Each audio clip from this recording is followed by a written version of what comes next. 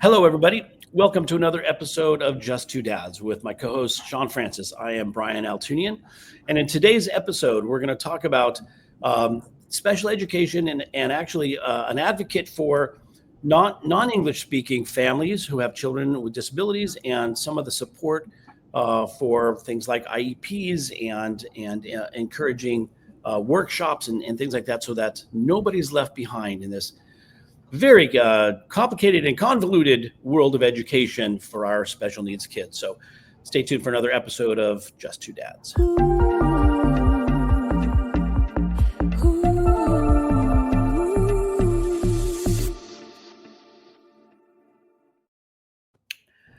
Hi, everyone. I'm Brian Altunian along with Sean Francis. We are in our fourth season of Just Two Dads. We put this podcast together to talk to amazing warriors who are advocates and helping to service the special needs community with a variety of things. In fact, when Sean and I started this, we were having conversations. We didn't even know some of these resources were available.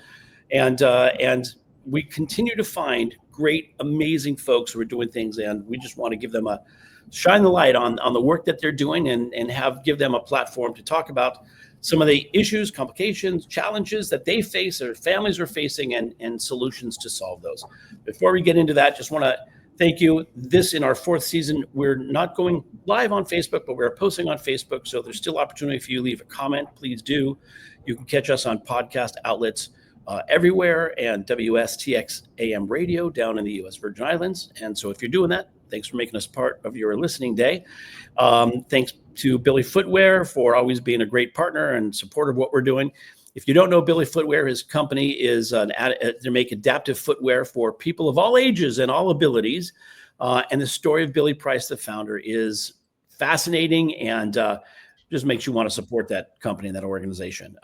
Sean's going to put the link to in our show notes. You can click on that link. You get an additional discount in addition to whatever Billy's offering on his website. So we encourage you to go and look after that.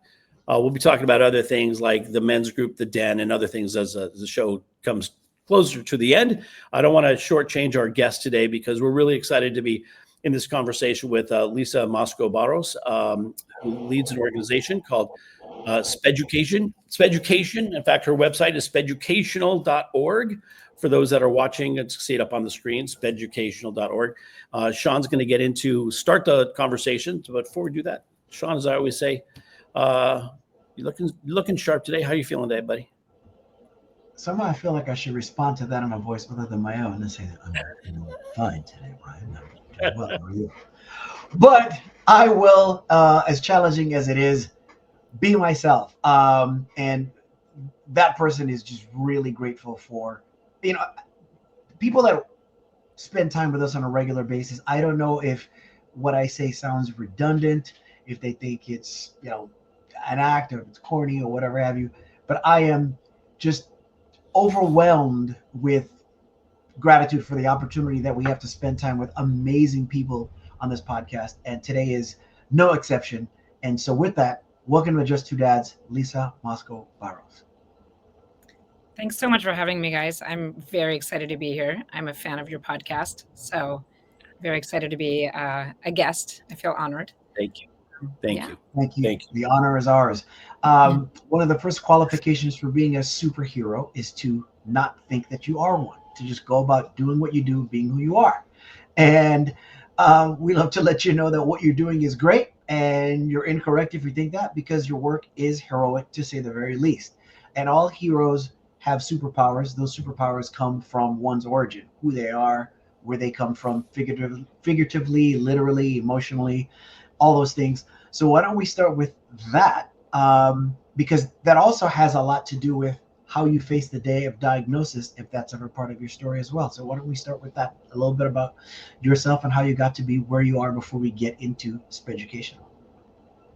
Yeah, thanks for saying that about the superhero, because the imposter syndrome is real. And it's probably because I am a person who identifies as having a disability, but I did benefit from support. And rather, let's put it this way, I was offered adequate and appropriate support.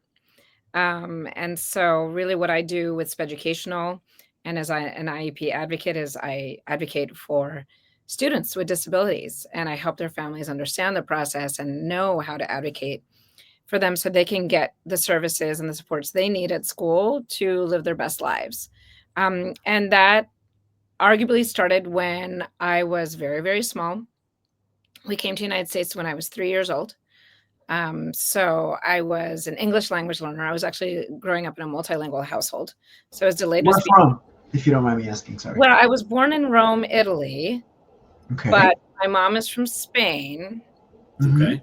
and my dad is American, but he was born in France. It's complicated. So Italian, It's Spanish. gumbo. That's what we call it. It's gumbo.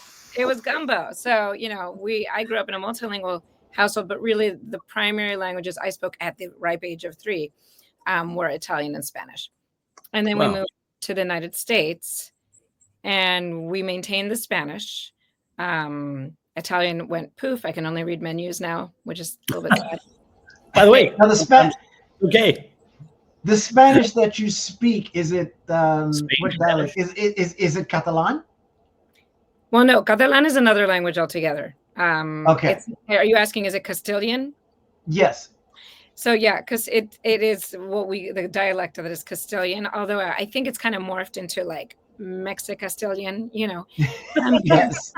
And when I lived in New York City, which I lived in there for 20 years, it was like Dominic Castilian, Dominican or Rican-Stillian. Yeah, it was like Eureka because I like all my Spanish speaking friends. Well, then there was like the Venezuelan contingency. Anyway, so people often ask, where are you from? But yeah, there's a strong kind of Spanish accent there. But I don't believe any version of language is better than the other. I just think language is there for communication. And at this point, I'm just adapting to whoever I'm with and reflecting back to them. But Gotcha. when I was in school, I remember distinctly being pulled out for services. It was 2-on-1 pull out, in IEP parlance. And I remember being really instructed in speech and language and reading and writing. I remember being in kindergarten before that and just looking around the room and just being so overwhelmed and confused while all the other kids seemed to know all these things that I did not know.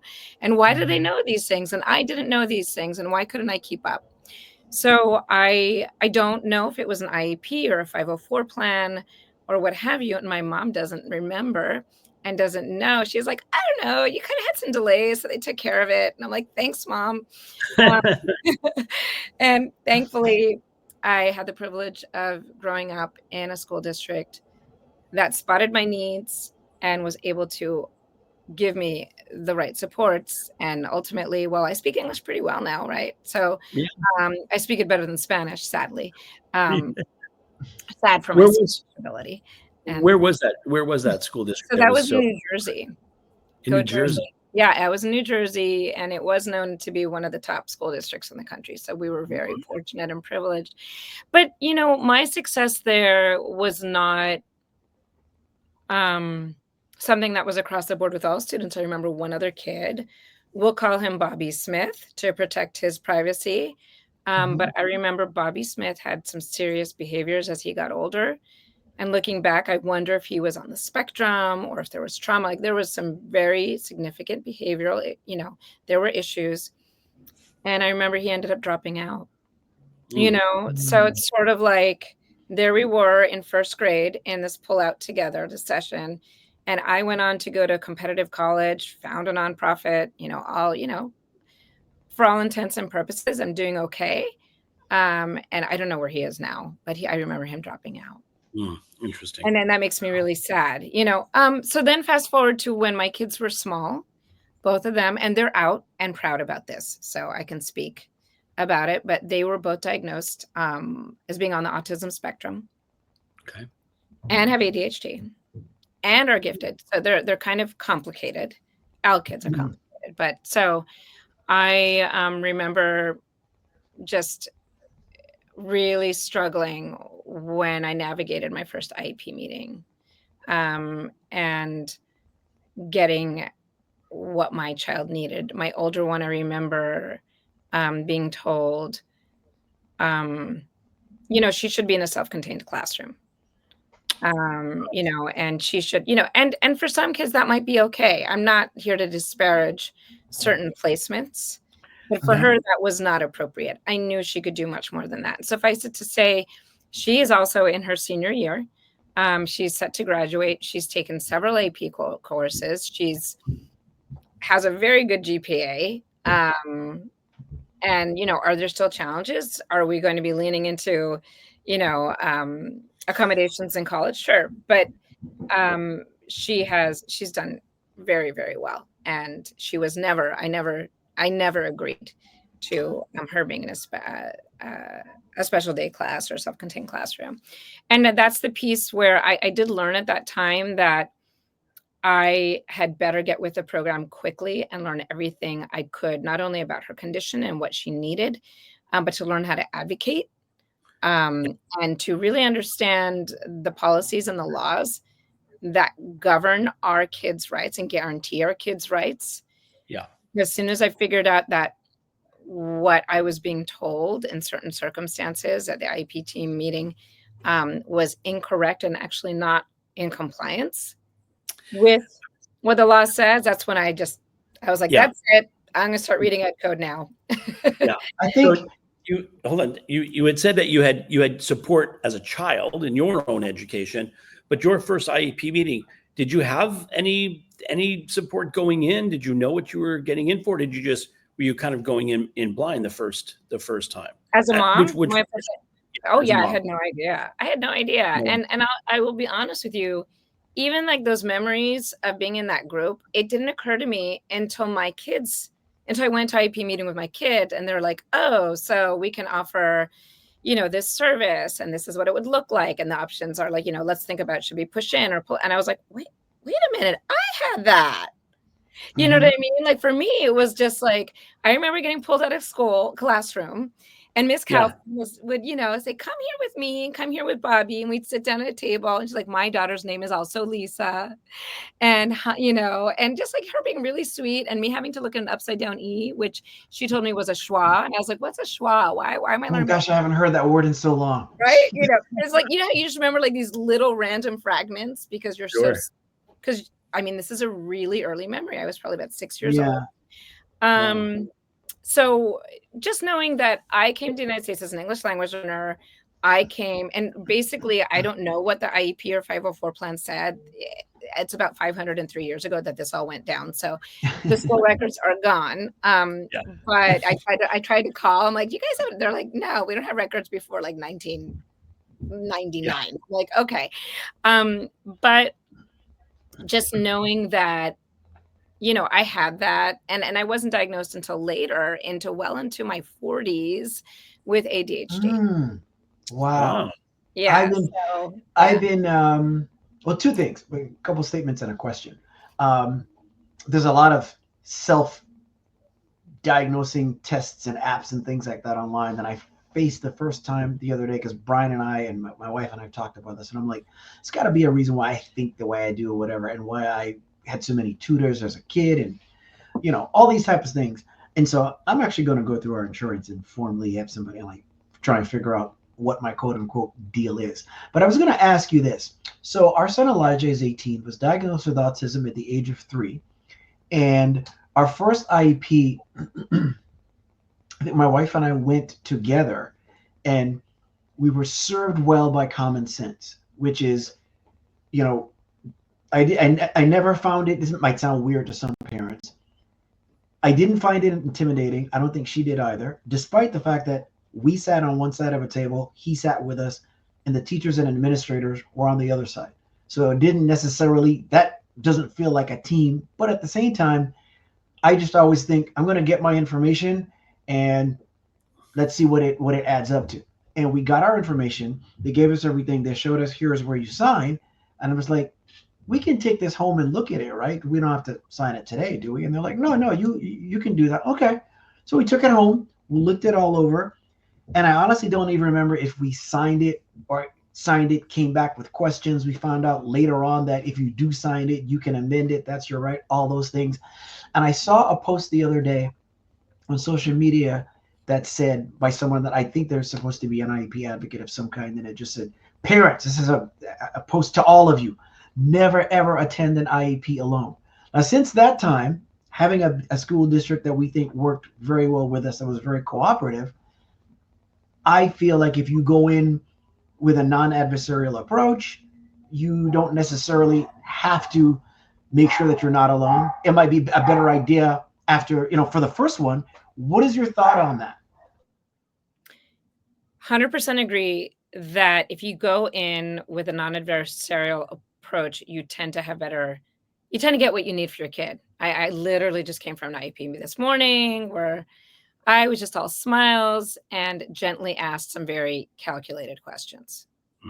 Beautiful. To try to get them to state their case when it was clear that they couldn't really come up with any cogent reasons or evidence-based, practices, that backed up their reasoning on why they only wanted to offer X amount of services instead of much more. They budged and they started offering more. Specifically in my case, I probably should have been clear. It was even getting the IEP. It was, we had an assessment, we had a private evaluation. Actually, I was able to do it through a study at NYU Child Study Center. So we were able to access an excellent neuropsychological assessment for free as part of a study they were conducting. Sure. And I submitted that to the school district. And they just sat on it and just said, no. And then they finally, once I figured out, there's a timeline, they have to answer within a timeline. Like, this is where the law is really important, because the law will put forth, like, they have to, it depends on each state, but they have to let you know whether they agree to assess within a certain timeline. I don't remember what the timeline was for New York State, where I was at the time, but in California, if you request an assessment, they have to let you know, with a written letter of prior written notice that they email and they send to you or put in the backpack within 15 days, whether they agree they'll assess your child or not. So they weren't even going to assess my child. And then I found out by contacting a lawyer, no. They missed that deadline and they have to give you an answer, and so, and that's really, so once I got to the IEP, it was a little bit easier. Because by then I'd done all this reading and had even consulted with an attorney, and again, privilege. My husband and I went for 1 hour, met with an attorney. She basically gave us like the crash course and was like, I think you guys are good. I think you can do this on your own. And you can CC me on emails going forward. And we're forever grateful to her. Sure. Oh my gosh. But I also realized other families don't have the privilege of having access as good as I did. Yeah. Other families might not have mastered English. I came here so early that it's, I was able to master English. Other families might have kids or multiple kids with such extensive needs that they're literally drowning. Well, not literally, but metaphorically, they are drowning. And they don't have the bandwidth, the time, and they're in crisis. So when I realized it's sort of like, there's my cat. I liken it to, like, I felt like I had peered into the abyss because I went through some tough times with my kids. I jokingly call the one who's like in all AP classes and graduating now with honors. I call her my preschool dropout because she was getting kicked out of preschool big time, for her behavior. Yeah, because we didn't know what was going on, and she was just, it was not cute. So how did you guys overcome that to get to this point where she is now, and she's just blooming flower and everything? Well, I'm going to advocate. I'm going to borrow someone else's hashtag, and sorry if I'm being not honoring the fact that this is just two dads, and I think it's awesome to have dads in space, but I advocated like a mother. Hey, here's the thing. Here's the thing. Right. Part of being an advanced man, right, is acknowledging that we are literally, not figuratively, nothing without women. As we sit here in Women's History Month. So That's our personal I appreciate evolution. that. Our It does. personal- I mean, it does require a partnership. You know, I think both Yeah. both are important. But I just added, you know, just Mama Bear came out, and then my nerd side came out, and I was like, I'm going to read Ed Code. So you know, so I started reading Ed Code, and I started learning everything I could, and just did everything I could to make sure that both my kids, because there's, you know, there's a younger one who also had her journey and is doing very well now, but just learned all my rights and talked to as many people about the condition. And then also, again, I mean, this is the part that really kills me is the difference between families who can access resource and those who cannot, and that has very clear implications for their kids' outcomes. Yeah. So I was able to, through private insurance, access. We did DIR floor time therapy, very intensive.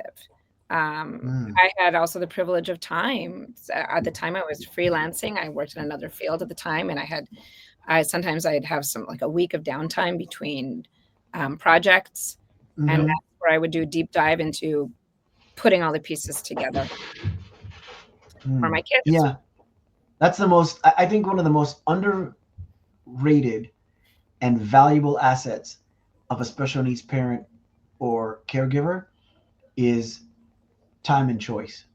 You know, I think I haven't worked in quote unquote 9 to 5 since Elijah's birth, and that's one of the ways that I would have to say that I think he freed me, so to speak, just to make sure that I was available for his needs while my wife worked primarily at, you know, 9 to 5, and eventually building a business of my own, you know, all those kind of things. But some people, especially if they're in a situation, because we also know that a diagnosis challenges a union, and more often than not leads to divorce. If someone is not part of a team, those choices become very, very limited. Yes. Yeah. That is right. And I mean, just that, having also my husband really being very supportive, having, you know, by happenstance, my mother-in-law is an educational therapist. Wow. You know, who immediately identified, wow, I went to a conference this weekend for educational therapists, and we learned about DIR floor time. And I met the woman who, you know, was the key. She studied under Stanley Greenspan, who was the father of that. And she told me that in New York City, this therapist does it really well. Let's call him and see if we can get your daughter in there. Yeah. You know, just that kind of, you know, all that networking that I happen to have at my disposal. Well, and thankfully today, at least with social media and the way we communicate information, at least, I don't know if it's better. We have more information available to us now. I don't know if we're any more intelligent, but at least there's more information out there. Like you said, when Sean and I were dealing with our children, again, this was my daughter's 26 years ago. The internet wasn't even a thing, really, you know, early days anyways. And so, I mean, we found a support group online through Prodigy, if you can remember the old days of Prodigy and dial-up. But without the support group, we wouldn't know that certain resources were available, or we didn't even know where to start once we got a diagnosis. And our neurologist was like, yeah, this is a diagnosis. Good luck. You know, so like, what does that mean? What are you talking about? So at least, you know, there's now a lot of sharing of information, and parents are realizing that the system itself, you know, is great in certain areas, horrible in other areas, and at least they're sharing those kinds of resources today. You were lucky, really, in that particular sense, that your mother-in-law happened to be in that field, happened to be at a conference, and happened to know to get this support. But you're right, that's an extreme piece of luck.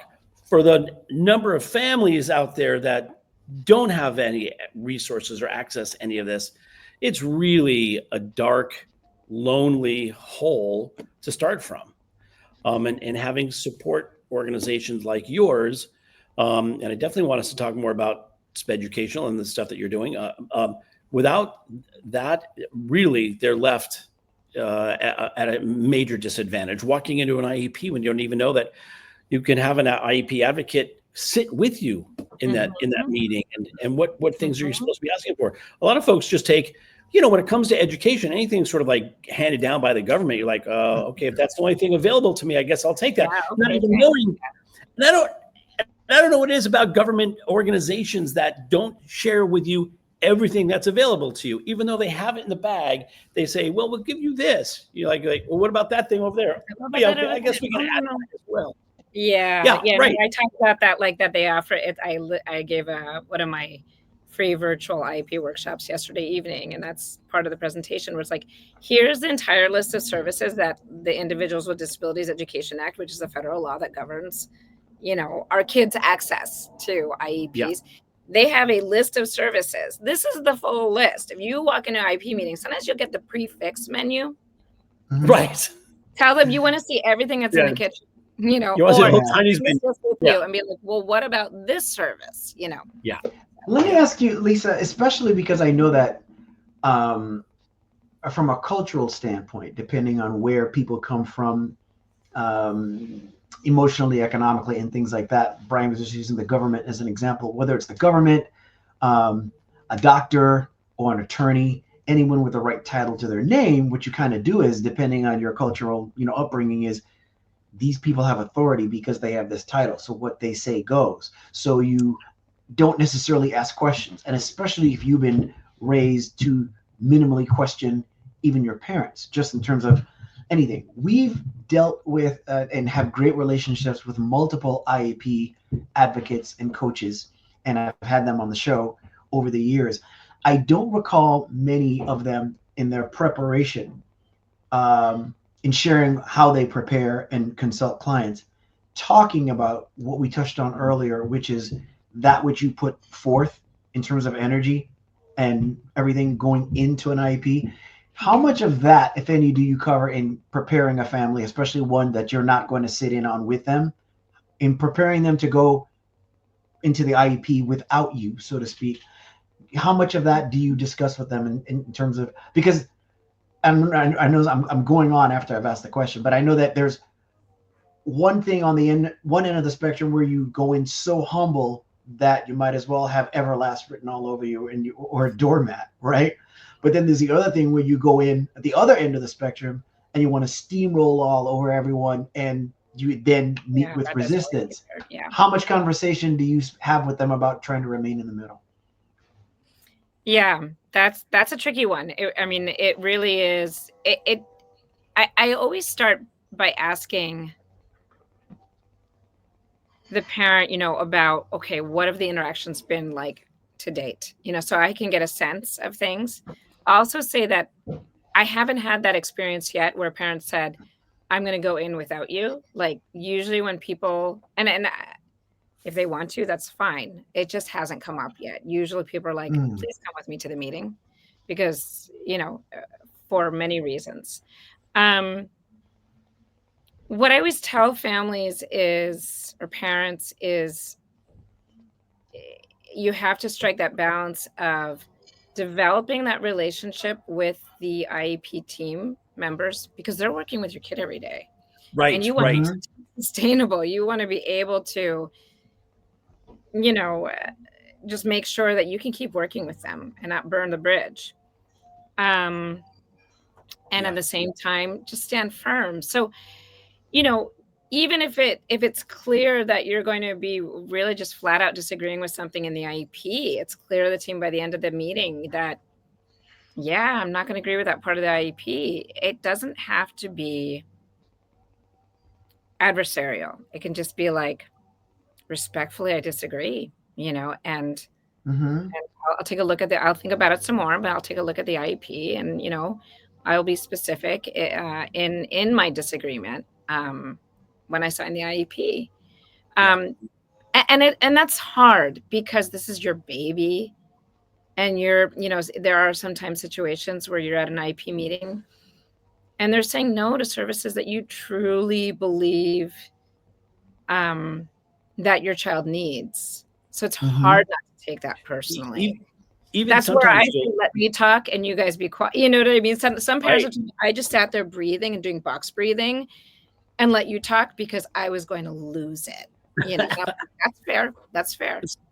Sometimes the disagreement is on the goal for the year, or goal for the semester, right? Like sometimes they're like, yeah, we'll give, speech therapy. And then our goal would be to have him, say 2 words in a row. Like it's not really, how is that helpful? What kind of goal is that? Yeah. Yeah. That Well, I mean, doesn't make without knowing what the assessment said and what the child Sure, said. of course, no, I'm Yeah. just as an example. Yeah. And it's a lot of times parents don't even know, like, I guess, I don't know. I don't even, and it's interesting because it is a challenge. You've got teachers and then you've got administrators in the room as well. And so, you know that the teachers are going to be working with your child. And so you want to have that good relationship. And then it feels like you're pushing one end against the other, often with administrators in the room as well. And so, and obviously they've got budget considerations and resource limitations and all that other stuff that they're trying to protect.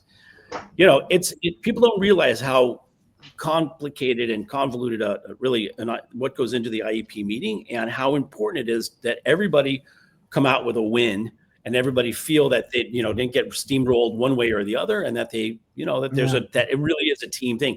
Does not happen all the time, for sure. And having people such as yourself that coach people ahead of time, give them the information before they go in, and then are with them side by side, that's so important, because sometimes we always go in with a clear strategy. Okay, what is it that you want? What do you think we need? What does the assessment say? What goals do we want to see? What services do we? So we always go in with that. The coaching is really just okay, how do you manage this? So tell us about the bridge between your advocating for your child or children and the creation of SpEducational. Yeah, so with my kids, it was just so eye-opening for me. I felt like I got a glimpse of this whole world where kids are just left behind. And because of parents' inability or lack of information, lack of access to resources, lack of time, all the things, inability to advocate for their kids, really, it was just so tragic on an individual basis. But also just it's part of the solution, right? It's when we think about incarceration rates, and data shows that, like, there was one study a few years ago that showed that 37% of inmates have a disability that was not adequately supported. And here they are incarcerated. So when we think of how tragic that is for the inmate, I wonder if Bobby Smith is in jail right now. I know people told me, my brother, my sister, my nephew, in jail now. But you know what? We tried to advocate for him, and they just didn't give him what he needed at school. And then he grew up and he's in jail. And when you think about other things like educate, like right now in the state of California, only 15% of students are reading at grade level. Yeah. All students. No, sorry, that's wrong. That's IEP, kids with IEPs. When in fact over 80% can achieve at grade level, but only 46% of all students are at grade level. So if we could bring those 15% of kids, if we could get 80% of them achieving at grade level, then we would have a 12% boost. I did the math earlier. I didn't do that just now in my head. Boost, you know what I mean? And so it's part of this, and also best practices for, for kids with IEPs. For the vast majority of kids with IEPs, the best practices for them actually really are great for the general ed population, because the vast majority of kids with IEPs have disabilities that really just are not so intensive, if you will, like don't require such intensive support. They might have dyslexia, they might have autism, they might have ADHD, they might have a speech and language impairment is the technical term. Although I kind of cringe at that term now, impairment. I know. So best practices for them actually works really well for gen ed kids. So it could really boost everybody. It's like, I see it as the solution, It's interesting. First of all, there's a term that we've been using lately that I've just learned in the last 2 weeks. But before I get to that, what you just described and some of the issues that we're having is, a lot of it was impact of the pandemic and at-home learning, and a lot of things that we're seeing across the general ed population, challenges to meet standards that we were meeting regularly before. But to the point, now it's interesting because for those students who do not have an IEP, who are having some struggles, we're starting to see the interesting thing to me is this term that we've heard of perceived competence or perceived incompetence. What happens is we see that our children who have IEPs, there's just an automatic perceived incompetence, like they're not capable of doing anything. And so to your point about the prison population, is like, well, we've pushed those kids off, or we've not given the proper support because there's an automatic perceived incompetence, when the reality is, if there's a shift in thinking in general that all of our children with or without an IEP have a perceived competence, the way that they learn, the way they process information may be different, but that doesn't make them incompetent. It just means that we have to adjust the way we provide information so that they can learn. And I think that it's interesting because after effects of the pandemic and the change in mental health and all these other things, we're making some changes based on the idea that general population has perceived competence. So that should be applied to all, right? That should be applied to our kids too, that have IEPs. I think if everybody in an IEP went in with the idea that our child has perceived competence, so let's find a solution so that they can continue to excel. To your point, access to equitable access to high quality education. Yeah. That's what it should all be about. Yeah, it is a mantra, and in advocacy circles to presume competence. That we should presume competence and not be ableist. I mean, what it is it's ableism. And I think if we could magically wave a wand and really shift people's belief systems around disability, I think we would just see huge differences in what's happening with folks with disability across the board, but certainly with kids with IEPs and even the types of IEPs and the services that they're offered. I've seen plenty of times where the team is presuming incompetence. Well, he has an intellectual delay, so we just don't think he would really benefit from much more services. And that's and the truth of the matter is, it's easier to assume that one cannot communicate than to ask, how does one communicate? Or what can I do to help them communicate? What can I do to help them? How can I find out what their communication is? And that just goes back to so many of the things that we talk about, which is we have to up our consciousness and up our curiosity.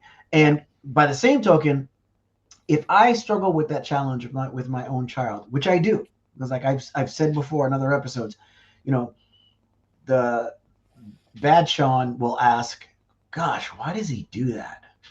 Good Sean will ask, why does he do that? So if I struggle with that with my own child, then why should we expect less from someone who is not a parent of that child?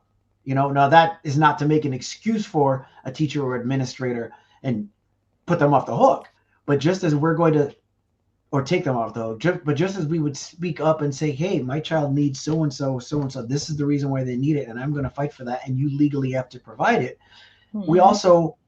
It's also worthwhile in our advocacy for our children to then say to teachers and administrators, have you ever stopped to think of the manner in which he might communicate that you don't know about? Are you even curious about that? And a teacher worth their weight in salt, because I think most of those who choose to become special educators will get hit with that and have a question within themselves more so than a statement. But it's up to us to ask the question. Yeah, it's up to us to remind them to presume competence and to push them. I know one woman who's the mother of a child with a disability who's, has a moderate to extensive needs, has had to advocate for him a lot. And because she was really curious about the experience on the other side, like what's going on? Like, why do I get so much pushback during these IEP meetings as a mom? She actually decided to take a position as an aide in another school district. She's like, I'm not going to do that in my own school district because that can get Yeah. Right. Probably wouldn't hire her. They'd be like, no. And what she told me, and and it was in confidence, and obviously you don't know who I'm talking about, so this is in confidence. Nope. She said, it's been eye-opening because everybody in the classroom where I am, everybody really cares about the kids. And she's in a moderate to severe classroom, or a moderate to extensive needs support classroom. I think There you go. the correct way to put it now. and we care a lot about the kids. Everyone really cares a lot about the kids. It's a really nice family. Like, we have really nice days together. Are we really pushing the kids? No. We get comfortable. There's no challenge. And so because anybody who has ever been in a job for a long time, it is challenging to show up every day and say, today I'm going to change the world again. You know what I mean? Like, but that's our job as parents, to be like, what are you doing to make sure my kid is achieving his annual goals? I mean, are these annual goals even setting an expectation that's high enough?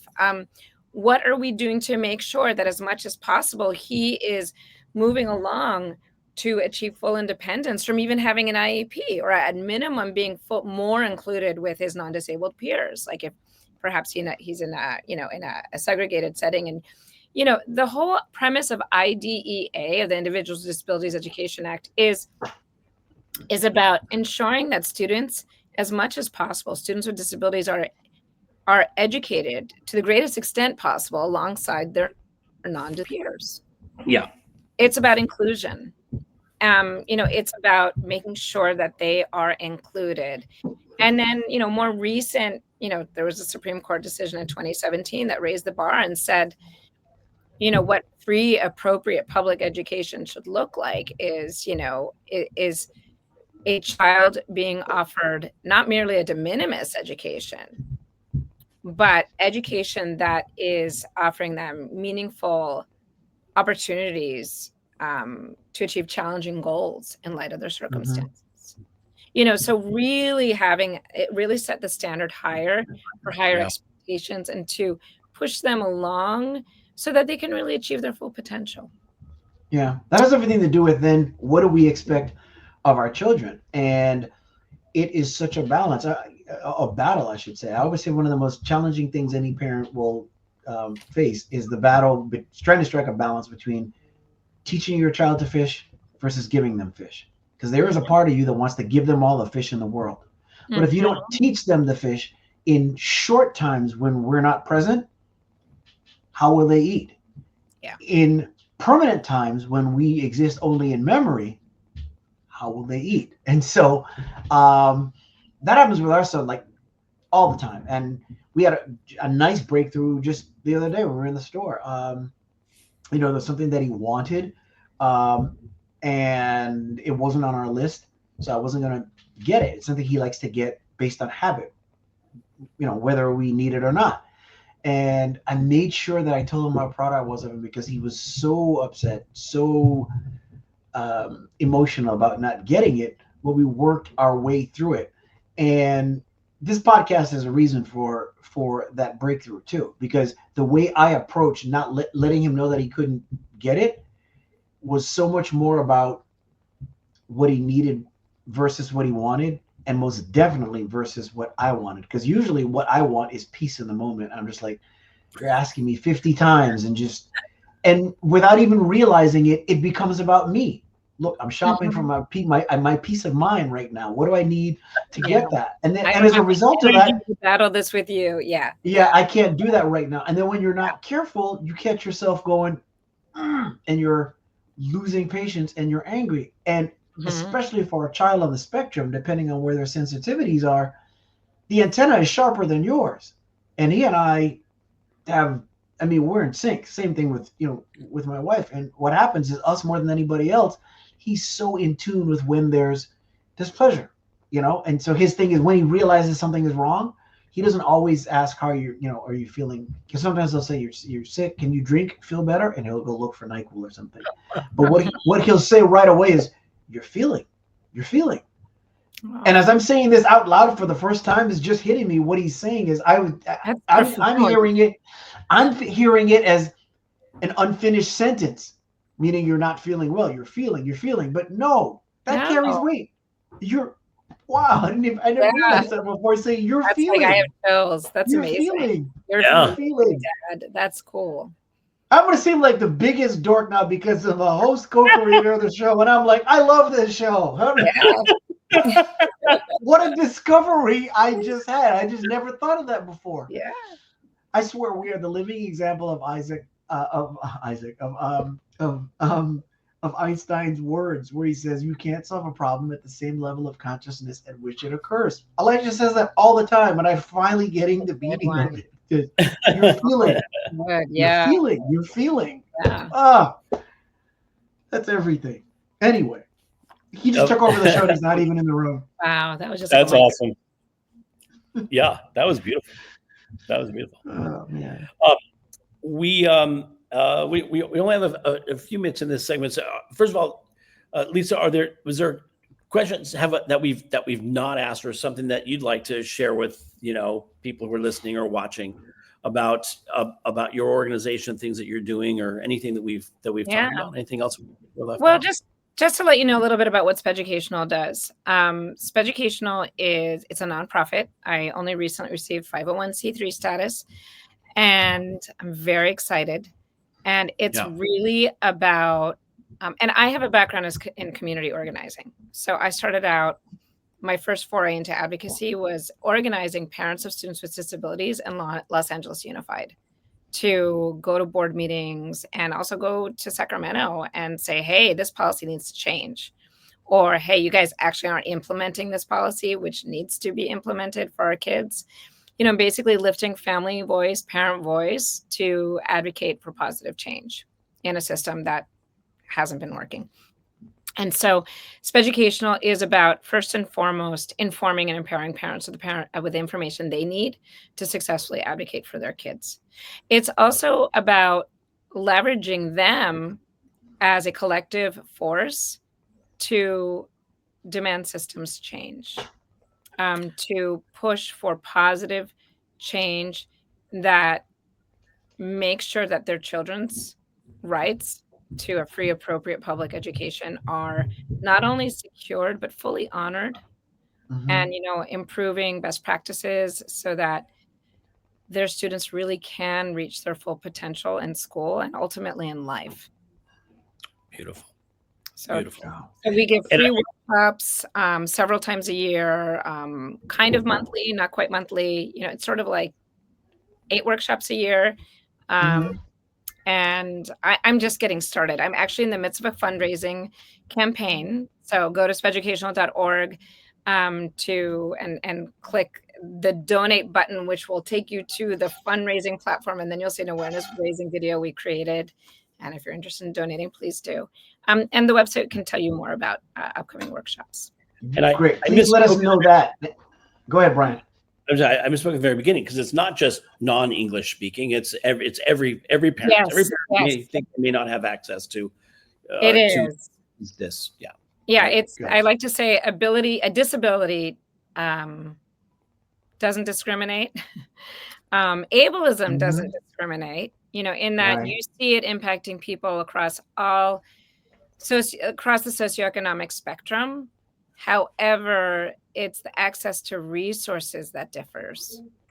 Right. So, the families who don't have access to resources, I think SpEducational is uniquely positioned to help them. I give the workshops in Spanish and English because I'm fluent in Spanish. And yeah. Love it. But we don't turn anyone away. I have moms who are, on our mailing list and, who are involved, who live in some very fancy neighborhoods, but the vast majority are living in underserved neighborhoods. make sure that you keep us informed throughout the year as to when these shops are taking place, the workshops, so that we can continue to promote that. And we'll make sure that we do the same thing with the fundraising as well. Yeah, thank you. Yeah. This is great. I'm gonna at this point I'm gonna hand it off to Sean. He's gonna ask you a question that we ask all of our guests, and I'm fascinated to hear the answer. So, Sean, I'll throw it to you. But well, at this point of the show, we asked the following question, as Brian mentioned, and with context. So, our ability to change the world is tied to our willingness to change ourselves. So, with that in mind, think of or give us just one example of a thought or belief that you once believed to be true, but now no longer believe to be true. That's such a good question. I would just. And there isn't a wrong answer. Yeah, no, and this is like I feel like I'll say something and then I'll come back like, can we re-record that part? No, it's a tough question, but I would just say that. And I say this with a little bit of hesitation because I am an advocate and I'm a person who wants change yesterday, right? Mm-hmm. However, I used to believe that we should be able to change things like that. This is wrong, fix it now, right? Mm-hmm. And I do believe that. However, I also know that sometimes change takes time. Mm-hmm. And that used to make me really angry because when you see injustice, it shouldn't take time, right? Right. But in order for change to really be done right, to be really change at a really deep level that's sustained, then that it does need to take more time because you need to really inform yourself about what that change should look like. You need to bring all stakeholders along. Like we could tomorrow come up with a new law that says X, Y, and Z, justice for students with disabilities. But we could snap our fingers and make that law happen. But if all the teachers and parents or whoever haven't been engaged and brought along in that process, then it's not going to happen the way we want it to, right? So change sometimes does need to take a little bit longer in order for it to be done right and be sustainable. For it to be long lasting. Yeah. That's fantastic. And things that should be changed, like that, we should still act on it like that, but accept that for the effects to be long lasting and serve people that maybe aren't even here yet, that might take a little more time. Yes. So we should be quick with our actions, but realistic with our expectations. Yeah. And be thoughtful and intentional, which sometimes takes a little bit of extra time. Yeah. Anything worthwhile does. Wow. Yeah. Fascinating. Well, listen, I know that we're gonna want to have you back at some point because we don't have to. Good. We don't have to get into it now since we're at the end of the episode, but because of potential changes in the Department of Education and the trickle down aspect of all of that, a lot of things are going to change for our families, possibly.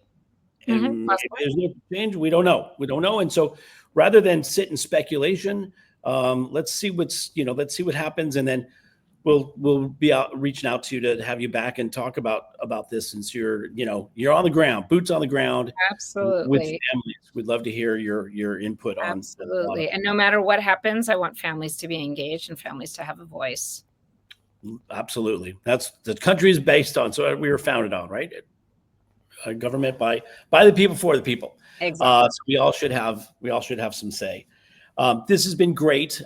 Thank you for taking the time. And I know you had just come out of an IEP, and as draining as that can be, you came in and you came in and were fantastic. Right, get engaged right from the beginning. So we thank you for being able to switch hats quickly. And I'm glad to be here. And luckily, it was actually a really wonderful team.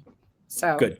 Love it. We had great progress on the IEP today. Very happy. Good. That's a success. One success is success for all of us. That's great. All right. So as we wrap up the show, I want to thank you, folks who are catching us on our, either on our website at just2dads podcast.com, or we're going to start to put some videos up on our Vimeo channel as well, just because we've noticed that some platforms are choosing One in particular to select certain episodes and drop them for a variety of reasons.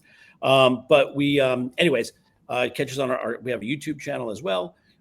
Catch us on all our podcast outlets. Thanks for making us, again, part of your listening day. Appreciate Billy Footwear. And want to talk about, we do a bi-weekly call called The Den for dads of special needs children. Give a place for dads to just have a communal place to sit and have a conversation. Let everybody, as we know, we're demographic also, we're not alone. We want to make sure people know you're not alone. We are here. We are experiencing it too. We've had some great conversations. And Sean is phenomenal at leading that conversation. So we'll have the link to joining us on The Den for, it's free. It's just it's a place to come together, and talk about the things that dads encounter. Thank you again, Lisa, for your, by the way, right? Dads are an important part of this conversation. Should not be left. I know some dads I'm going to be sending your way. That's fantastic. What a great resource. Thank you. We would love that.